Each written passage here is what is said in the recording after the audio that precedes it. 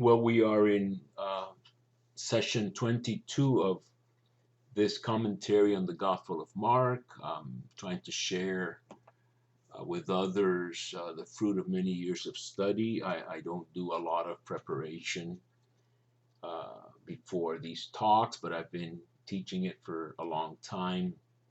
And I do have a very annotated Bible, which I recommend that everyone annotate their Bibles. This one has been annotated by me for, almost 30 years probably.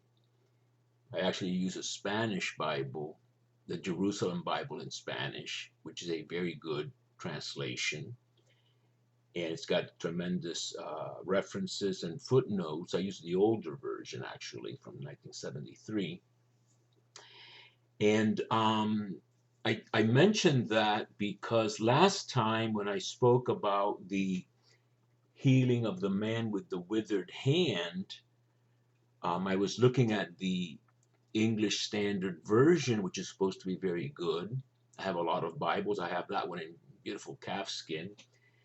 And it didn't have what the text literally says, which you can look at it here in the New Jerusalem Bible in English, get up and stand in the middle.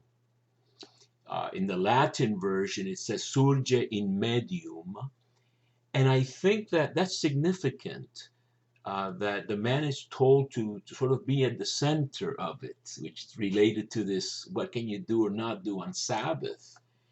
And I looked at the King James and the RSV, all kinds of Bibles, and they just don't have this in the middle. And I couldn't understand it, so I switched for my English Bible here to the New Jerusalem Bible, which, based on this passage and others, I have my pet verses that are usually not translated well.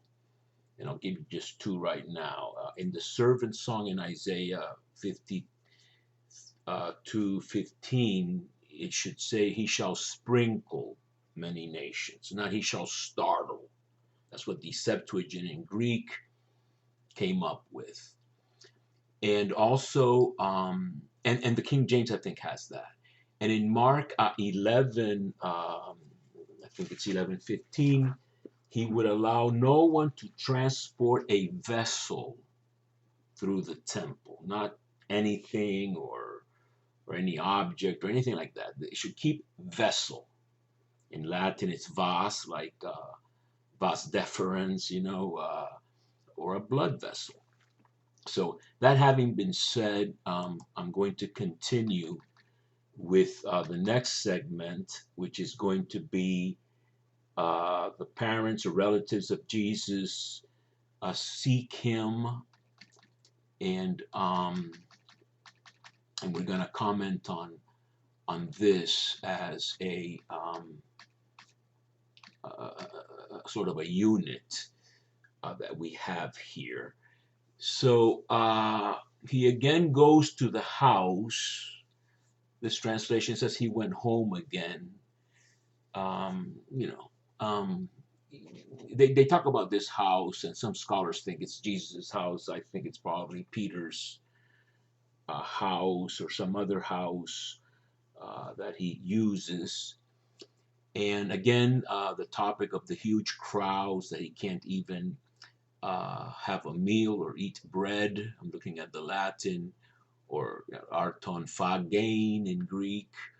So I may have problems with this Bible too. But in any case, when his relations heard this,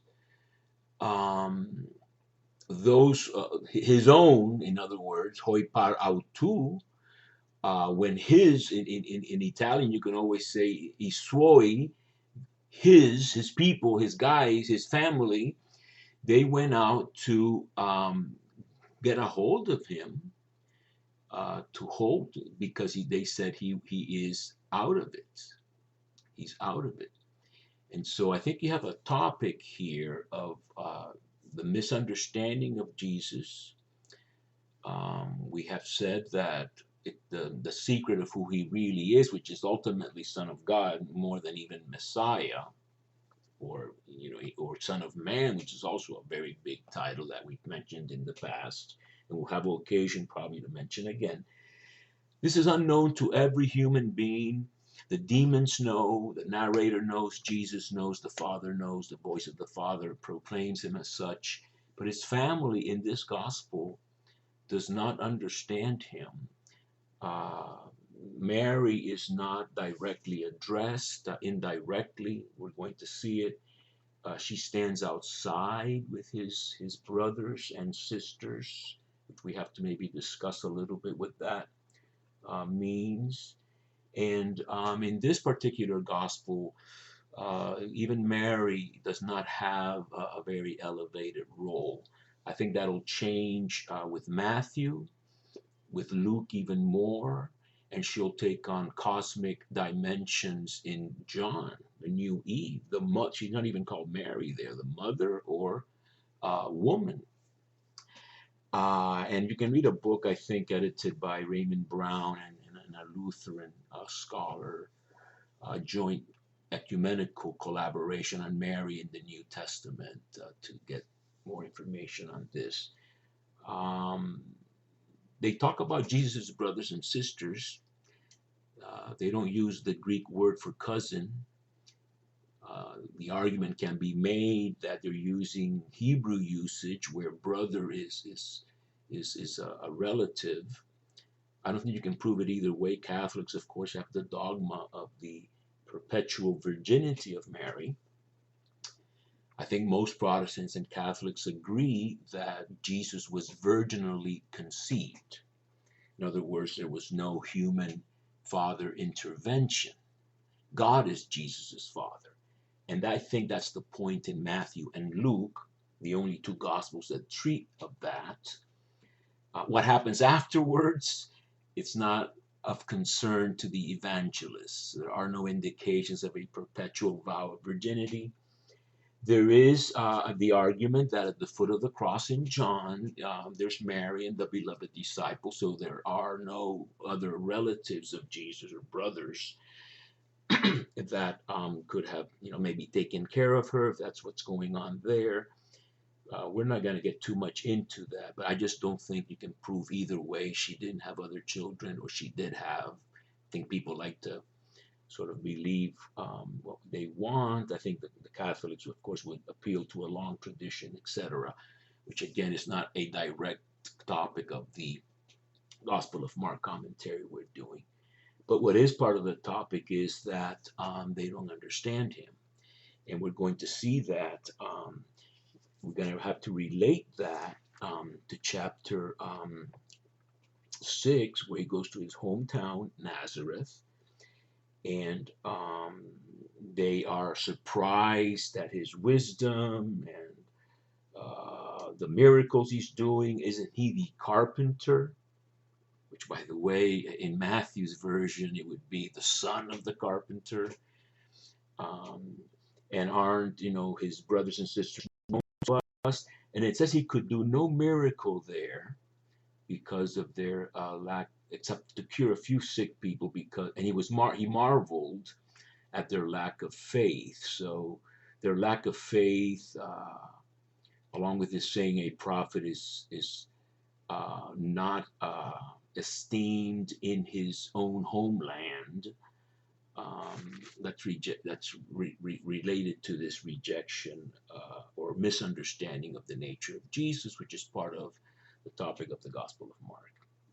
And then we have the episode with the scribes from Jerusalem, the capital, etc., who recognize that Jesus is doing miraculous deeds, unexplainable, naturally, but they explain it as coming from the demon, or Beelzebub, the prince of demons. This word Beelzebub being, a Baal, Lord of the Flies. They changed it to, forget what the original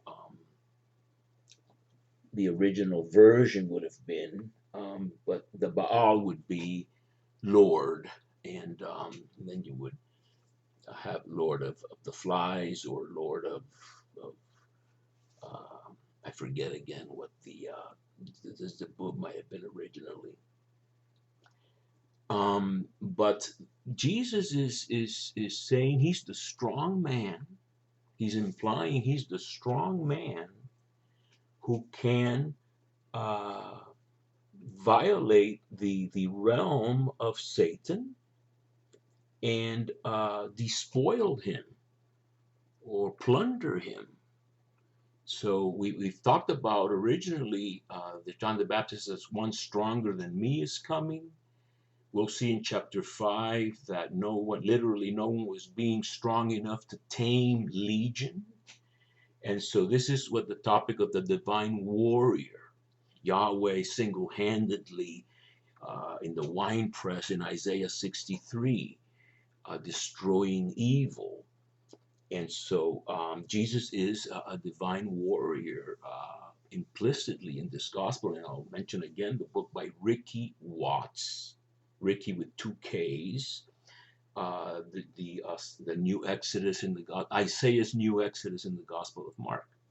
So, and of course, the servant will divide the spoils. So, in the servant, the fourth song, the suffering servant, Isaiah 53, I think verse 11, almost the last verse of the chapter, which is the end of the fourth servant song. He shall divide the spoils with the great. So that you have that kind of language here. And so no house can subsist if it's divided. I have a reference here to 1 John 3:8, where it says that whoever is born of God cannot commit sin. And so you have some sort of relation there with once Jesus comes to destroy evil, which is what he's doing in the very first chapter of Mark that we saw. You're the Holy One of God, says the possessed man. Have you come to destroy us?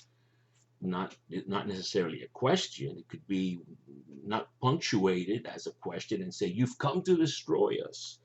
There are no question marks in the earliest manuscripts. So that this verse here in 1 John 3:8, who commits sin is of the devil, because the devil sins from the beginning. The Son of God manifested himself to undo the works of the devil. Everyone who is born of God does not commit sin, because his seed remains in him, and he cannot sin because he has been born of God. It's related to the prologue of the Gospel of John. So here you have this idea that Jesus has come to just decimate and destroy Satan and evil. And if you misinterpret that, if you consider this healing of demoniacs and healing people and driving out demons as being done through the power of the devil, you're getting things completely upside down. And I think this is what is meant by blasphemy against the Holy Spirit, which can never be forgiven. And it actually explains this. People, ponder this, but it basically says whoever, any sin or blasphemy will be forgiven, even against the Son of Man. But whoever blasphemes against the Holy Spirit will never be forgiven. It's because they were saying he's possessed by an unclean spirit. So that I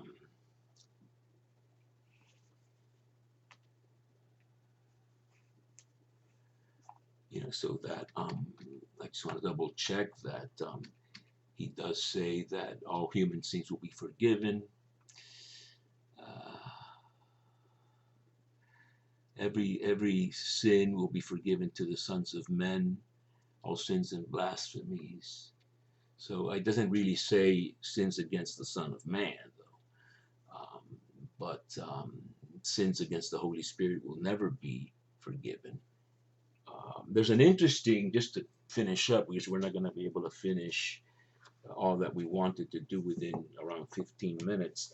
In the Damascus document in Qumran, there is a reference here to polluting his Holy Spirit uh, by with blasphemous tongue, opening their mouths against the ordinances of God's covenant, saying they are not well founded, they commit an abomination against them, etc. But the interesting expression in the Damascus document in Qumran, column 5, verse 11, is this expression: they pollute his Holy Spirit. So very close to blasphemy against the Holy Spirit.